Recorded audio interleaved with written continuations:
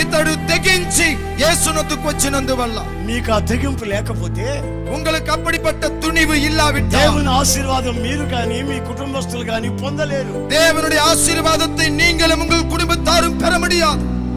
చాలా మంది వస్తారు కానీ దరిదరినే ఉంటారు, చిల్లర మార్చి సందా చేస్తారు కానీ లోతుకి రారు, బలపరచబడరు. அநேகர் வருவார்கள், வந்தது போலவே தூரமாய் நின்று சில்லறை மாற்றி காணிக்கைகளை போடுவார்கள், ஆழத்துக்குள்ளே தங்களுடைய வாழ்க்கையை ஒப்பு கொடுப்பதில்லை. ఆ జీవితంలో తెగించి ఆయనను రక్షకుడిగా అంగీకరించాలి. அவளுடைய வாழ்க்கையிலே துணிந்து அந்த ஆண்டவரை இரட்சகராய் ஏற்றுக்கொள்ள வேண்டும். నీకు సొంత రక్షకుడిగా ఆయన మార్చబడినప్పుడు, உன்னுடைய சொந்த இரட்சகராக அவர் மாறும் பொழுது నీవు నీ ఇంటి వారు రక్షించబడుదురు. நீயும் உன் வீட்டாரும் ரட்சிக்கப்படுவீர்கள். నీవు రక్షణను అనుభవించకపోతే, நீ ரட்சிப்பை அனுபவியாவிட்டால், నీవు ఆయనను పరిపాలకుడిగా ప్రభుత్వం చేయవాడిగా అంగీకరించకపోతే, நீ உன்னை அவரை ஆளுகை செய்பவராய் ஏற்றுக்கொள்ளாவிட்டால், ఆయన నీ జీవితంలో ఏ మేలు చేటుకు వీలు కాదు.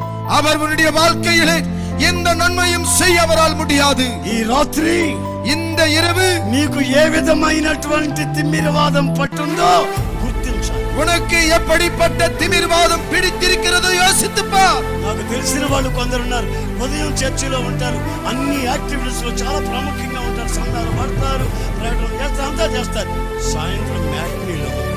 எனக்கு தெரிந்தவர்கள் சிலர் இருக்கிறார்கள், காலை வேளையில சபையில இருப்பார், எல்லா வேலையும் செய்வார், காணிக்கை பிடிப்பார்கள், ஒத்தாசை இருப்பார்கள், மாலையில மேட்டியில இருப்பார்கள். వాళ్ళు క్రైస్తవ మతములో ఉన్నారు కానీ క్రీస్తుని అంగీకరించిన వాళ్ళు కాదు. அவர்கள் கிறிஸ்தவ மதத்திலே உறுப்பினர்கள் தவிர அவர்கள் கிறிஸ்துவை ஏற்றுக்கொள்ளவில்லை. వాళ్ళని మాదిరిగా మనం తీసుకొని మన జీవితాలు పాడు చేసుకోకూడదు. அவர்களை மாதிரியாக எடுத்துக்கொண்டு நாம் நம்முடைய வாழ்க்கையை அழிக்க கூடாது.